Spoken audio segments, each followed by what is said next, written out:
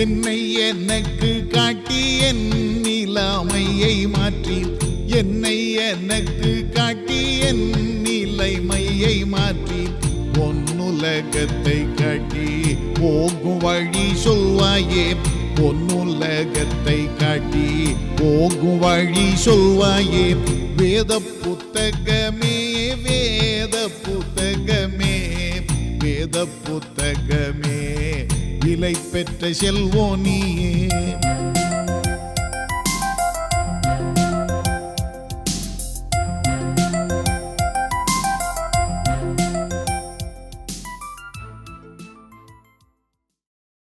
கர்த்தருக்குள் அன்பானவர்களே, அனுதினமும் கிறிஸ்துவுடன் தியான வேளைக்கு உங்களை அன்புடன் அழைக்கிறோம். இன்றைய தியானத்திற்கான வேத வாசிப்பு என்னாகமம் 13ஆம் அதிகாரம் வசனங்கள் 17 முதல் 33 வரை. தியானத்தின் தலைப்பு கர்த்தருடைய பார்வையுடன் இணைந்து. நாம் உடனே போய் அதை சுதந்தரித்துக் கொள்வோம், நாம் அதை எளிதாய் ஜெயித்து கொள்ளலாம் என்றான். என்னாகமம் 13ஆம் அதிகாரம் வசனம் 30. நமக்கு 2 வகையான பார்வை உண்டு. ஒன்று நமது சரீர கண்களின் பார்வை, அதிலே கிட்ட பார்வை, தூர பார்வை என்று உண்டு. இந்த தூர பார்வை எவ்வளவு தூரம் பார்த்தாலும் அதற்கு அப்பால் பார்க்க முடியாது. அடுத்தது நமது உள்ளான மனுஷனின் பார்வை. இது விசுவாச கண்களின் பார்வை. ஆனால் இந்த பார்வையில் குறைபாடு வரும்போது அது நமது சரீர கண்களின் பார்வையையும் மட்டுப்படுத்தி விடுகிற அபாயம் உண்டு. நமது உள்ளான பார்வை நமது சுயத்தின் கட்டுப்பாட்டுக்குள் இருக்கும் வரைக்கும் தேவனுடைய அதிதூர பார்வையுடன் இணைந்திருக்க முடியாது. கர்த்தருடைய பார்வையுடன் நமது பார்வையும் இணையுமானால் அநேக அதிசயங்களை நம்மால் காண முடியும். கானானை சுற்றி பார்க்க போன 12 10 பேரும் அந்த தேசம் செழிப்பான தேசம்தான் என்று சொல்லி அதன் கனிகளையும் எடுத்து வந்து கொடுத்தார்கள். பின்னர் ஆனாலும் என்று ஆரம்பித்து அங்கே குடியிருக்கிறவர்களை குறித்து அவநம்பிக்கையான காரியங்களை சொல்லுகிறார்கள். ஆனால் மற்ற 2 நாம் போய் அதை எளிதாய் ஜெயித்து கொள்ளலாம் என்கிறார்கள்.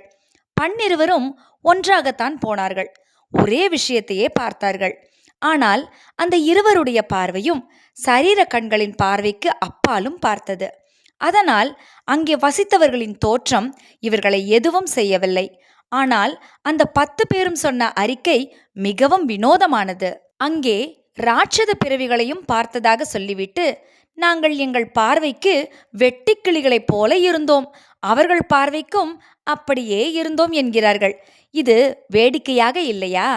இவர்களுடைய பார்வைக்கு இவர்களே வெட்டுக்கிளிகள் போல மாத்திரமல்ல, அவர்களுடைய பார்வைக்கும் இவர்கள் வெட்டுக்கிளிகள் போல என்று இவர்களுக்கு எப்படி தெரிந்தது?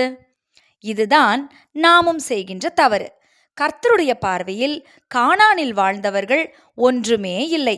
இஸ்ரவேலோ தங்களை இதுவரை நடத்தியவரை மறந்தார்கள். கண்கள் கண்ட குறுகிய தூரத்தை தான் பார்த்தார்கள்.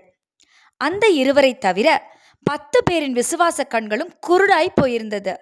நமக்கு முன்னே என்னதான் நம்மை பயமுறுத்தினாலும் நமது பார்வையை எப்போதும் தேவனுடைய கண்ணோட்டத்துடன் இணைத்து கொள்ள ஜாக்கிரதையாய் இருப்போம்.